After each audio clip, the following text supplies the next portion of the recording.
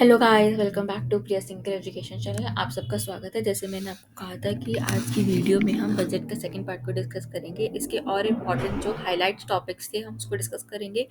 और हमारे जो फाइनेंस मिनिस्टर थे निर्मला सीतारमण जी ने उन्होंने किन किन सेक्टर्स पे किन किन बातों पे गौर किया, उन्होंने क्या क्या अपने बजट स्पीच में बोला, उन सबको हम आज की वीडियो में डिस्कस करेंगे।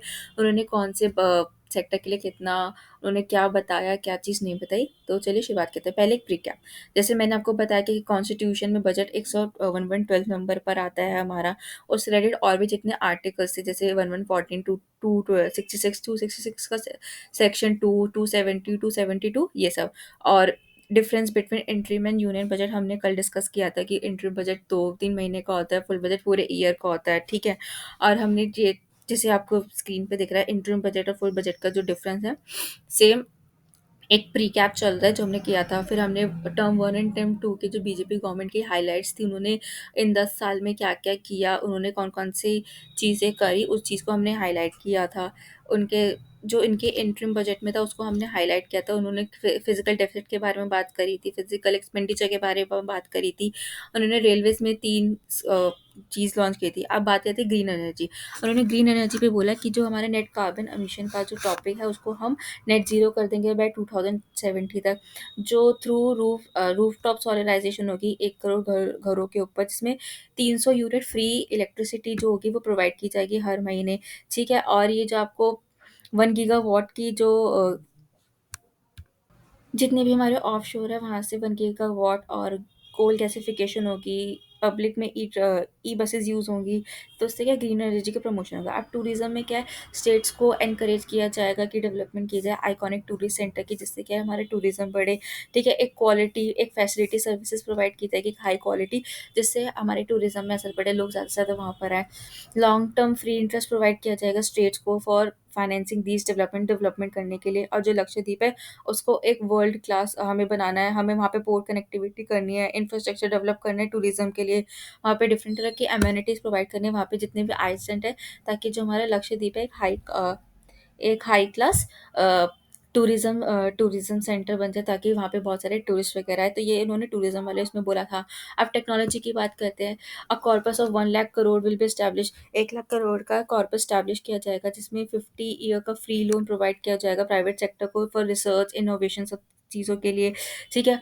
लोगों को long term financing refinancing provide की जाएगी, ठीक है, जिसमें कोई ज़्यादा लो इंटरेस्ट होगा या फिर कोई भी इंटरेस्ट रेट चार्ज नहीं किया जाएगा।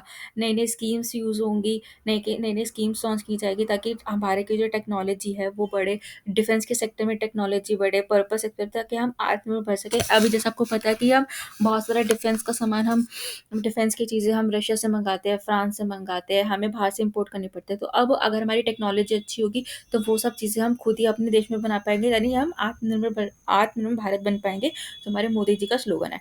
अब हेल्थ सेक्टर में क्या है, हेल्थ सेक्टर में आयुष्मान भारत कवर जो करता है वो ज़्यादा से ज़्यादा आंगनवाड़ी जो आशा वर्कर्स होते हैं और जो आंगनवाड़ी होते हैं, ताकि उन तक ये आयुष्मान भारत की स्कीम पहुंच सके, उन लोगों को उन सभी को वो कवर कर सके आयुष्मान भारत स्कीम में।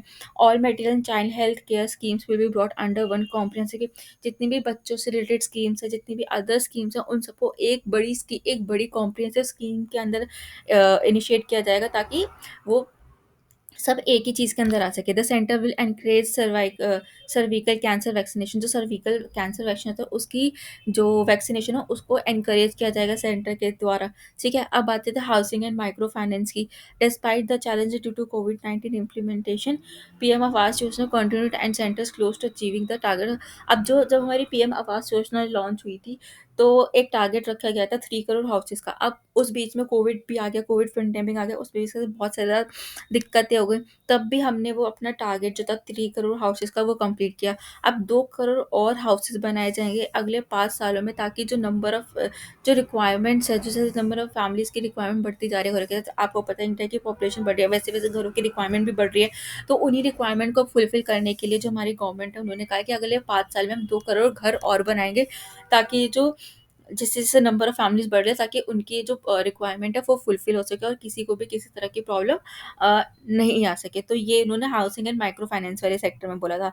अब और भी क्या योजना थी, पीएम विश्वकर्मा योजना जो लॉन्च हुई थी, जो क्या करती थी, जो जितने भी हमारे आर्टिशन है, जो मतलब हमारे शिल्पकार है, उनके लिए उनको स्कीम्स प्रोवाइड करी ताकि उनकी उनको सपोर्ट मिल सके। उन्होंने 78 लाख करोड़, 78 लाख स्ट्रीट वेंडर्स जो है उनको पीएम स्वनिधि स्कीम के अंदर उनको क्रेडिट मतलब लोन प्रोवाइड किया गया, ताकि जो स्ट्रीट वेंडर है उनकी हेल्प हो सके। 43 लाख करोड़ का जो लोन जो है सेंशन हुआ, किसमें, पीएम मुद्रा योजना के थ्रू। ठीक है, पीएम मुद्रा की योजना के थ्रू 43 लाख करोड़ का हुआ। The government will also extend the Lakhpati Didi scheme to empower rural women and boost the rural economy. हमारी जो गवर्नमेंट थी उन्होंने लखपति दीदी की स्कीम लॉन्च करी थी। तो उसमें क्या था, वो जो जितनी भी रूरल वुमेन होती हैं और उनकी उनकी इकोनॉमी को बूस्ट करने के लिए, उनको एम्पावर करने के लिए, ताकि वो बाहर आके काम करे, सब चीज़ करे, उसके लिए उन्होंने लखपति दीदी स्कीम को एक्सपेंड किया। अब एग्रीकल्चर एंड फिशरी सेक्टर्स में आते हैं। एग्रीकल्चर एंड फिशरी सेक्टर में क्या, प्रधानमंत्री किसान संपदा योजना has benefit 38 lakh farmers and generated 10 lakh employment. जो पीएम की जो किसान संपदा योजना थी, उसमें क्या था, उसमें था 38 लाख फार्मर्स को बेनिफिट किया गया, जिससे क्या हुआ, 10 लाख लोगों की एम्प्लॉयमेंट जनरेट हुई। ठीक है, माइक्रो फूड प्रोसेसिंग एंटरप्राइजेस के जैसे 2 lakh SHG small helping groups को और 60 लाख इंडिविजुअल्स को क्रेडिट लिंकेज मिली। ठीक है, और प्राइवेट और पब्लिक इन्वेस्टमेंट के लिए और भी ज़्यादा प्रमोट किया गया। एक नया डिपार्टमेंट लॉन्च किया जाएगा, मत्स्य संपदा, जिससे जितने भी फार्मर्स हैं उनकी नीड्स को एड्रेस किया जाए। Government encourage nano DAP, nano government ने एनकरेज किया नैनो डैप को, या फिर नैनो डी अमोनियम फॉस्फोट, एक नैनो बेस्ड टेक्नोलॉजी को लाया गया, जिससे क्या जितनी भी क्रॉप्स हो उनके बीच में यूज़ किया, ताकि उनको एग्रो क्लाइमेटिक जोन्स मिल सके। It will also formulate the policy to support dairy farmers and defeat food and mouth disease. जितने भी डेयरी फार्मर्स है उनके लिए पॉलिसी बनाई गई, उनको सपोर्ट करने के लिए, ताकि जो भी उनकी प्रॉब्लम्स है उनके बीच में जो चीज़ है उसको सॉल्व किया जा सके। जो गवर्नमेंट है उन्होंने क्या किया, the government will formulate a strategy to achieve atmanirbharta for oil seeds. Oil seeds के लिए अभी हम दूसरे कंट्रीज पे डिपेंड रहते हैं, तो उसके लिए हमारी गवर्नमेंट ने एक स्ट्रैटेजी बनाई है आत्मनिर्भरता, ताकि हम हमारी ही कंट्री में ऑयल ऑयल सीड्स की प्रोडक्टिविटी बढ़ा सके और उनको इन एडिशन कर सके। अब एमएसएमई क्या है, या फिर माइक्रो स्मॉल मीडियम एंटरप्राइजेस के लिए क्या किया गया, नए नए इंडिविजुअल्स को 1 करोड़ इंडिविजुअल को ट्रेन किया गया, उनकी अपस्किलिंग रीस्किलिंग करी गई। 54 यूथ्स में एस्टैब्लिशमेंट किया गया 3,000 न्यू इंडस्ट्रियल ट्रेनिंग इंस्टीट्यूट 3,000 नए बनाए गए। The skill India mission initiative towards the bolstering the production link initiative and make India programme. अब मेक इन इंडिया प्रोग्राम के थ्रू हमने बहुत सारी इन्वेस्टमेंट्स करी हैं, प्रोडक्शन की है, इनिशिएटिव ली हैं, ताकि हमारी जो इंडिया का यूथ है वो डेवलप कर सके और एमएसएमई को बढ़ावा मिल सके। अब रिसर्च एंड डेवलपमेंट में हमने क्या किया है, stretching the research and innovation will catalyse India's growth, generate employment and led to development. अब हम जब इस पर बारे में बात करते हैं, तो रिसर्च और स्ट्रेसिंग पे, तो जो एम्प्लॉयमेंट जनरेट करता है, डेवलपमेंट को करता है, जो हमारे प्रधानमंत्री थे लाल बहादुर शास्त्री, उन्होंने स्लोगन दिया जय जवान जय किसान। जो हमारे प्रधानमंत्री अटल बिहारी वाजपेयी जी थे, उन्होंने कहा जय जवान जय किसान जय विज्ञान का। और जो प्रधानमंत्री मोदी थे, उन्होंने इसी में एडिशन कर दिया जय जवान जय किसान जय विज्ञान और जय अनुसान।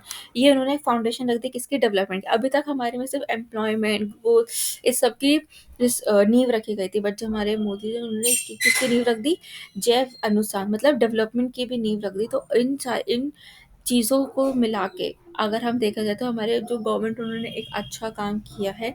हमारे 10 साल में हमारी देश की बहुत ज़्यादा तरक्की हुई है, बहुत अच्छे लेवल पे, तो हमें ग्लोबली रिकग्नाइज किया गया है कई जगह। ठीक है, अब बात करते हैं अदर हाईलाइट्स की। अदर हाईलाइट्स में क्या है, 25 करोड़ लोगों को पॉवर्टी लाइन से बाहर लाया गया है। इन 10 सालों में, 10 सालों में 25 करोड़ लोगों को बाहर निकाला गया है। 80 करोड़ लोगों में फूड्स प्रोवाइड किया, फ्री फूड प्रोवाइड किया गया है वेरियस स्कीम्स के थ्रू। डायरेक्ट बेनिफिट ट्रांसफर किया गया 30 लाख करोड़ का पीएम जनधन योजना के थ्रू। ठीक है, जो गवर्नमेंट है वो अब और ध्यान देगी, ताकि जो हमारा ईस्ट इंडिया, उसकी ग्रोथ को और बढ़ावा देंगे, ताकि वहाँ पे भी उतनी ही डेवलपमेंट जितनी बाकी देश के कोने में हो रही है। Thank you guys for watching this video. I hope आप लोगों को पसंद आई होगी सारी एक्सप्लेनेशन। अगर आपको पसंद आई है तो please like share and subscribe our channel. आप प्लीज़ लाइक कीजिए, सब्सक्राइब कीजिए, ज़्यादा से ज़्यादा शेयर कीजिए अपने दोस्तों के बीच में, अपने फ्रेंड्स में, फैमिली में। तो आप लोगों का सपोर्ट हमारे लिए बहुत ज़्यादा ज़रूरी है। तो आपसे मिलते हैं कल अगली वीडियो में।